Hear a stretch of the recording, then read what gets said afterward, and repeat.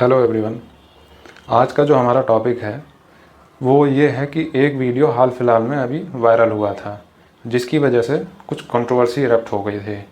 और उस वीडियो का इंडिया से क्या लेना देना है और उस वीडियो में ऐसा क्या कहा गया है कि जिसकी वजह से कंट्रोवर्सी स्टार्ट हुई है। तो चलिए जानते हैं इसके बारे में। तो हुआ ये कि अभी आपने कुछ न्यूज़ आर्टिकल भी पढ़े होंगे जिसमें लिखा था कि bring back British Empire, anger after debate on UK news channel. फिर एक और हेडिंग है जहाँ पे कहा गया है कि ऑस्ट्रेलिया जर्नलिस्ट डिमांड कर रहे हैं कि ब्रिटिश एम्पायर को वापस लाया जाए और इंडिया इज़ स्ट्रगलिंग, क्योंकि ब्रिटिश एम्पायर नहीं है इस वजह से इंडिया स्ट्रगल कर रहा है। तो चलिए जानते हैं इस कंट्रोवर्सी के बारे में डिटेल्स हैं। तो हुआ ये कि अभी कुछ ऑस्ट्रेलियन जर्नलिस्ट जो थे वो डिस्कशन कर रहे थे एक न्यूज़ चैनल पे जिसका नाम है स्काई न्यूज़ नेटवर्क। और उन जर्नलिस्ट का नाम है, एक का नाम है जेम्स मॉरो और दूसरे का नाम है रोवन डीन। और वो जो क्लिप है वो पोस्ट करी गई थी Australians for a Murdoch Royal Commission ने, उसको ट्विटर पे पोस्ट किया। तो उसमें क्लिप में ऐसा क्या कहा गया जिसकी वजह से सारी कंट्रोवर्सी खड़ी हो गई। तो इसके बारे में चलिए देखते हैं।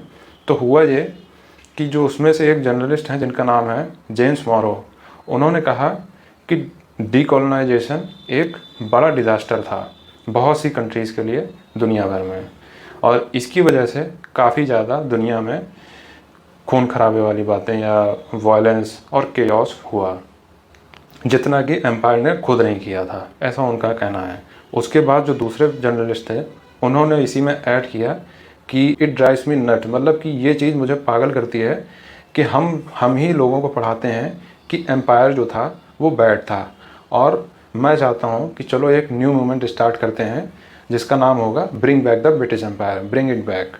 और जैसा कि हम जानते हैं you know the countries like Zimbabwe, और जो कंट्रीज़ इन अफ्रीका, मतलब अफ्रीका में जो कंट्रीज़ हैं जैसे कि युगांडा वगैरह जो कि डीकोलोनाइज हुई थी, उनका रिजल्ट जो है वो भयावह है। और फिर उन्होंने आगे ऐड किया कि आप कंट्रीज़ को देखना चाहें तो इंडिया और पाकिस्तान को देखें जो कि मतलब कि आज़ादी के बाद से ही स्ट्रगल कर रही हैं। और फिर आगे उन्होंने ऐड किया कि कोई भी ऐसी यूरोपियन एम्पायर नहीं थी जिन्होंने इतने सारे सक्सेसफुल स्टेट्स दिए, और जो ब्रिटिश एम्पायर था उसको उन्होंने ग्रेट इंजन ऑफ सिविलाइजेशन कहा। तो अब इस कॉन्वर्सेशन के बाद जो रिएक्शन आने थे पीपल्स के, मतलब वो आने शुरू हो गए सोशल मीडिया पे। तो चलिए पहले कुछ रिएक्शंस देखते हैं, उसके बाद फिर इनके इन स्टेटमेंट्स की एनालिसिस करेंगे।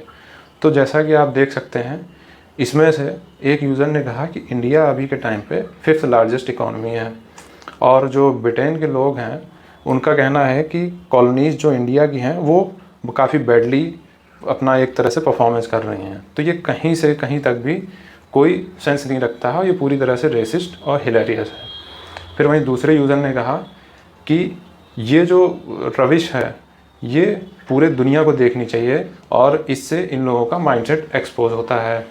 एक और यूज़र ने कहा कि प्राइम टाइम न्यूज़ चैनल में आप ऐसी डिबेट कर रहे हैं, मुझे विश्वास नहीं हो रहा है, और ये कुछ ऐसा ही है कि आप स्लेवरी को वापस लाना चाहते हैं। और वहीं एक और यूज़र ने कहा कि व्हाट द डैश डैश और bring back British Empire really. और एक और यूज़र का मतलब रिएक्शन था, उन्होंने कहा कि this is the most hilarious dash I have seen in weeks. तो आप देख सकते हैं कि किस तरीके के रिएक्शंस थे लोगों के इस स्टेटमेंट के बाद, और ये भी कुछ रिएक्शन है लोगों के। तो आप जानते हैं कि आखिर ऐसा क्या है इनके इस स्टेटमेंट में।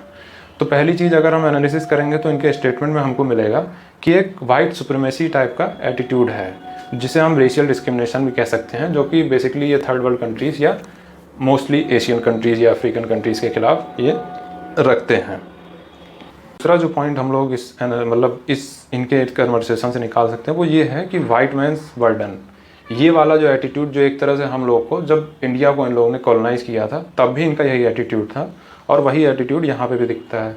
और तीसरा पॉइंट मैं कह सकता हूँ कि एक तरह से ये लोग नॉस्टैल्जिक हो गए थे ब्रिटिश एम्पायर को लेकर, तो ये भी एक पॉइंट दिखता है इसमें। और ऐसा नहीं है कि ये सिर्फ एक कॉन्वर्सेशन है, इसके लिए इन्होंने कई बार एम्पायर फ्रेंडली आर्टिकल्स जो है इन्होंने मीडिया में सर्कुलेट कराए हैं, तो ये कोई नई चीज़ नहीं है। और आगे अगर हम बात करें कुछ फैक्ट्स की, तो फैक्ट्स कुछ इस तरह से हैं, जैसा कि हम सभी जानते हैं, अभी कुछ दिन पहले ही इंडिया ने यूके को ही पिछाड़ के 5वां स्पॉट गेन किया है इन टर्म्स ऑफ इकोनॉमी। मतलब कि वर्ल्ड बैंक का जो डेटा है उसके हिसाब से इंडिया ने यूके को बीट कर दिया है इकोनॉमी के टर्म्स में। और भी कुछ फैक्ट्स की अगर बात करें तो इंडिया जो है प्रेजेंट में 3rd लार्जेस्ट इकॉनमी है अगर हम परचेजिंग पावर पैरिटी की बात करें, और यूके कहाँ पे है, वो 10th स्पॉट पे है। और इंडिया की जो इकॉनमी है वो 5th लार्जेस्ट है और यूके की 6th, जैसा कि अभी हमने देखा। और स्टार्टअप्स की बात करें तो इंडिया तीसरे नंबर पे है पूरी दुनिया में, और इंडिया का जो शेयर है वो 4.1% है, जो कि यूएस और चाइना से ही पीछे है। और यूके की बात करें तो वो 4th स्पॉट पे है, जिसका शेयर सिर्फ 2.5% है। और बिलियनर्स की बात करें तो इंडिया के पास 166 हैं और यूके के पास 177। तो डिफरेंस कोई ख़ास नहीं है, आने वाले कुछ सालों में हम लोग इसमें भी ओवरटेक कर लेंगे इनको। और ग्लोबल फायर पावर इंडेक्स की बात करें तो उसमें इंडिया की जो रैंकिंग है वो 4th है और यूके की 8th है।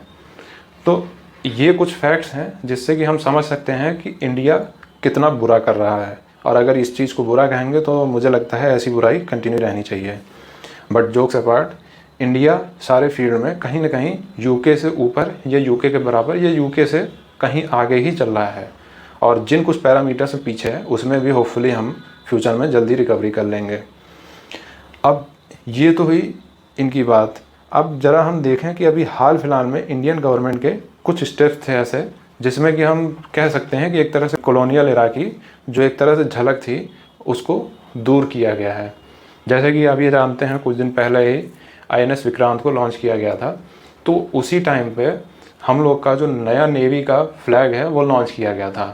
तो पहले जो सेंट जॉर्ज क्रॉस था उस पर जो एक तरह से कॉलोनियल एरा की निशानी थी उसको ड्रॉप करके अब शिवाजी का जो एक सील था उसको यूज़ किया गया है नेवी के सील पे। तो यहाँ से भी जो ब्रिटिश एरा की जो एक तरह से जो कुछ यादें थी उनको हटाया गया। फिर अगर हम बात करें तो जो पहले इंडिया गेट पे जिसको हम राजपथ कहते थे उसको अभी हाल फिलहाल में रिनेम करके कर्तव्य पथ कर दिया गया है, और हमारे प्राइम मिनिस्टर की स्टेटमेंट थी कि राजपथ अब एक इतिहास है, अब जो नया एरा है वो कर्तव्य पथ का है। और कुछ टाइम पहले ही हमने देखा होगा कि बीटिंग द रिट्रीट सेरेमनी जो होती थी उसमें से हम लोगों ने जो ब्रिटिश एरा का एक सॉन्ग था उसको, जिसको कहते हैं अबाइड विद मी, उसको जो है ड्रॉप करके अब ए मेरे वतन के लोगों को इस सॉन्ग को यूज़ किया गया है उसकी जगह पे। और आने वाले टाइम में हम कुछ और भी चेंजेस देख सकते हैं जो कि ब्रिटिश एरा को मतलब एक तरह से रिप्रेजेंट करते थे, उनके प्लेस पे कुछ नया जो कि इंडियनाइज हो।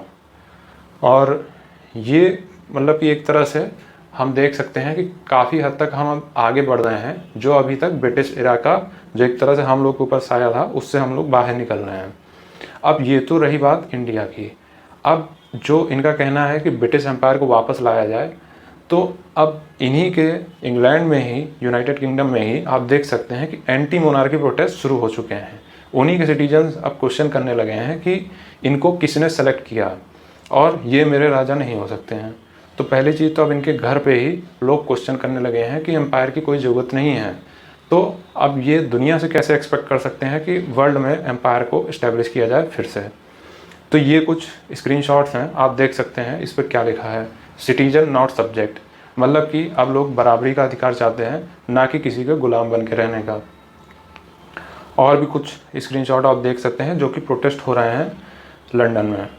और ये सब चीज़ें हम देख के कह सकते हैं कि अब यूनाइटेड किंगडम को इस माइंडसेट से बाहर आ जाना चाहिए कि उनकी वजह से काफ़ी देश का एक तरह से मतलब संचालन हो सकता है, बिना उनके मतलब दुनिया के कुछ हिस्से ठप पड़ जाएंगे या सही से ऑपरेट नहीं कर पाएंगे।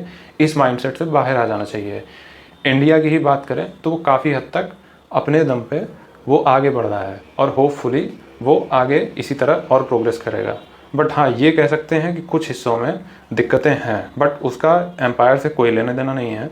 और ये चीज़ अब इन लोगों को समझ जानी चाहिए कि अब एम्पायर वाला एरा नहीं रहा है और वो अब वापस आ भी नहीं सकता है। तो इस आर्गुमेंट का कोई कहीं से लॉजिक भी नहीं है।